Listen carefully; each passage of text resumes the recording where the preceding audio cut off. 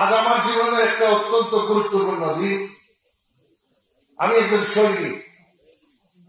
প্রশ্ন থাকতেই পারে, আপনি কেন রাজনীতিতে আসবেন? আমি সৈনিক থাকতেই দানব, ফ্যাসিস্ট তথা রাষ্ট্রের দানবীয় রূপ চোখে দেখেছি। আমি দেখেছি কিভাবে জীবিত মানুষকে চাপা দেওয়ার জন্য আমাকে আদেশ দেওয়া হয়। আমি দেখেছি 118টি পুড়ে যাওয়া লাশ। বলা হয় আগামীকাল বিএনপি এবং বেগম খালেদা জিয়া আন্দোলন করলে এই লাশ কাঁধে নিয়ে আন্দোলন করবে, এদেরকে গুম করে ফেল। গুম জিনিসটা আমি জানতাম না। ওই প্রথম 2013 সালে আমি বুঝি যে সেনাবাহিনীর লোক দিয়ে গুম করানো হয়। একটি দেশের রাষ্ট্রের সরকারের প্রধান যখন একটা ক্ষুদ্র জেনারেলকে আদেশ দেয়, সে সহজেই সেটা মেনে নেওয়ার কথা এই ফ্যাসিস্ট রাষ্ট্রে। সেদিন আমি সেটা মেনে নিই। আমি প্রতিবাদ করেছিলাম, বলেছিলাম আমার পক্ষে এই কাজ করা সম্ভব না। এবং আমি বলেছিলাম, রেকর্ড আছে, আপনারা দেখতে পারেন, শেষ ব্যক্তি জীবিত কিংবা মৃত উদ্ধার না করে আমি স্থান ত্যাগ করব না। তাজলিন গার্মেন্টস আশুলিয়ার সময় যেখানে পুড়ে যায় 118টি লোক, আমি বলেছিলাম এই পুড়ে যাওয়া লাশ, এখানে আমার ভাই থাকতে পারে, আমার বোন থাকতে পারে, এরা আমার দেশের জনগণ, এদের বাবা মা ভাই বোন লক্ষ লক্ষ মানুষ আহাজারি করছে বাইরে, এই লাশ আমি গুম করতে পারি না। আমি পুলিশকে সেখান থেকে সরিয়ে দেই, সে লাশ উদ্ধার করে তাদের স্বজনের কাছে আমি হস্তান্তর করি। আমি মনে করি জনগণের দেওয়া ট্যাক্সের টাকা, যে টাকায় আজকে আমি আমার কাপড় চোপড় করি, এখনো আমি পেনশনের টাকা পাই, ওই সময় আমার পরিবার সন্তানরা খেয়ে পরে ওই অর্থে তারা সুখেছে। সেই সেনাবাহিনীর সদস্য হয়ে আমি আমার দেশের মানুষের সাথে, আমার জনগণের সাথে বেইমানি করতে পারি না। এদেশ আমার জনগণের জন্য, এদেশ এদেশের মানুষের জন্য, এদেশ মুক্তিযোদ্ধাদের অবদানে আমরা এদেশ পেয়েছি। আমাদের ঋণ আমরা জীবনে কোনদিন শোধ করতে পারব না। তাই আমার কাছে, আমার আত্মার কাছে 1971-এর মুক্তিযুদ্ধ, যার মাধ্যমে একটি স্বাধীন রাষ্ট্র আমি পেয়েছি, আমার কাছে আমার বাংলাদেশের মানুষের ত্যাগ, সাধারণ মানুষ, অত্যাচারিত নিপীড়িত মানুষের যে কান্না, এগুলি অত্যন্ত আমার হৃদয়কে নাড়া দেয়। আমাকে নাড়া দেয় জুলাই বিপ্লব, যেটা না হলে গণতন্ত্র বোধহয় আর ফিরে আসত। ওই জেলখানার সেই প্রান্তে হয়তো আমার মৃত্যু হতো, হয়তো আপনাদের সামনে আমার দেখা হতো না আজকে এভাবে। তো রাজনীতি তো আমি সামরিক বাহিনী থাকতেই আমাকে জোর করে টেনে নেওয়া হয়েছে। যেভাবে 1971 সালে ইস্ট বেঙ্গল রেজিমেন্টে শ্রদ্ধেয় আমার সম্মানিত অফিসারদেরকে, জওয়ানদেরকে মুক্তিযোদ্ধা হতে বাধ্য করেছিল পাকিস্তানি সামরিক জান্তা। যদি তারা ওভাবে 25 তারিখ রাতে ঝাঁপিয়ে না করত, হয়তো মুক্তিযুদ্ধের প্রয়োজন এত তাড়াতাড়ি আমাদের হতো না। তাই আমি বলবো, আমাদেরকে, আমরা যারা দেশপ্রেমী, রাজনীতি করতে বাধ্য করেছে ওই ফ্যাসিস্ট সরকার। কেন? আমার জনগণের অধিকার, তাদের বেঁচে থাকার অধিকার, ভোট দেওয়ার অধিকার, গণতান্ত্রিক অধিকার, এ সব কিছুর সাথে রাজনীতি জড়িত। পৃথিবীতে সবচেয়ে গুরুত্বপূর্ণ বিষয় হলো কি? সেটা হলো প্রেম। এবং প্রেমের মধ্যে শ্রেষ্ঠ প্রেম হলো দেশপ্রেম। আরেকটা প্রেম আছে, সেটা হলো মানব সেবা। এই মানব সেবায় সবচেয়ে বড় সেবা কারা করতে পারে? রাজনীতিবিদরা, আর মানুষের জন্য তারা কাজ করে। মানব সেবার এই যে রাজনৈতিক এই যে দিকটা অতীব দুঃখের সাথে আমাদের বলতে হয়। বিগত দিনে রাজনীতির কথা শুনলে আমাদের পরিবারের সদস্যরা পর্যন্ত কিছুটা পিছু হতেন। অনেক শিক্ষিত লোক, সাধারণ মানুষ,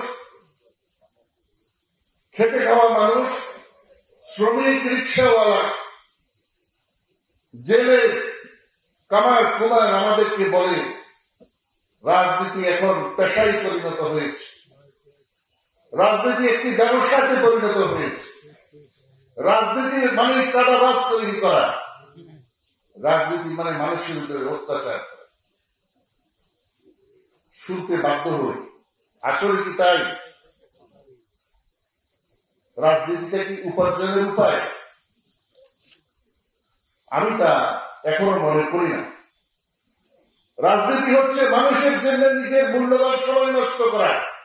রাজনীতি হচ্ছে মানুষের জন্য, দেশের জন্য নিজের সর্বশ্রেষ্ঠ প্রাণকে উৎসর্গ করা। রাজনীতি মানে মানুষের অর্থনৈতিক, সামাজিক, গণতান্ত্রিক অধিকার রক্ষার জন্য সংগ্রামে লিপ্ত হওয়া। রাজনীতি মানে আমার সহকর্মীর রক্ত আমার সাথে মিশে যাওয়া। রাজনীতি মানে তার রক্তের মাখা শার্ট হাতে করে বাড়িতে নিয়ে তার মাকে বুঝিয়ে দেওয়া, ওকে বাঁচাতে পারি। প্রিয় সুবিধা, একজন রাজনীতিবিদ কেমন দেখতে চায় এদেশের মানুষ? একজন নির্লোভ, অত্যন্ত সাহসী, একজন ত্যাগী, উদার মনোবৃত্তির মানুষকে দেখতে চায়। যে রাজনীতিবিদদের কাছে গেলে আপনি একটু জায়গা পান না, সময় পান না, কথা বলার সুযোগ পান না, দুঃখের বিষয়, আপনারা নিশ্চয়ই তার কাছে যাবেন না। আমার সুদীর্ঘ দিনের রাজনৈতিক বিশ্লেষণ এবং নিরাপত্তা নিয়ে আমার যে চিন্তা, সেই জ্ঞান থেকে আমি বলবো, রাজনৈতিক অঙ্গনে বাংলাদেশে আমি একটি জানালা খুঁজে পেয়েছি, যেটা দিয়ে আমি এখন স্বাচ্ছন্দ্যে প্রবেশ করতে পেরেছি। একটি স্বচ্ছ, সৎ, নির্লোভ, সাহসী নেতৃত্বে যারা ধারক, তিনি ডক্টর বীর মুক্তিযোদ্ধা ডক্টর কর্নেল অলি আহমেদ বীর বিক্রম, তার সহযোগী বীর মুক্তিযোদ্ধা ডক্টর রিদওয়ান আহমেদ, তাদের নেতৃত্বে যে দল, আমি শপথ করে বলতে পারি এই দলের নামে কোন স্টিগমা, কোন ধরনের বন্ধ নাই যে এরা দুর্নীতি করেছে, এরা ষড়যন্ত্র করেছে, মানুষ হত্যা করেছে, কিংবা কারো বিরুদ্ধে অহেতুক কষ্ট দেওয়ার জন্য তারা কাজ করে থাকে, হামলা মামলা গ্রামে গঞ্জে ইত্যাদি। এমন একটি দল নিশ্চয়ই আপনারা খোঁজেন, কিন্তু আমরা জন্মগতভাবে বাঙালি লোভে আক্রান্ত হই, আমাদের ইমানকে হারিয়ে ফেলি। তাই আমরা ফ্যাসিস্ট সরকারের সময় অনেকে মুনাফেক হয়ে গেছে। তারা হলে মুসলমান, তার ইমান অন্তত ঠিক রাখার জন্য ওই দলে সম্পৃক্ত হওয়ার কোন কারণ আমি খুঁজে পাই না।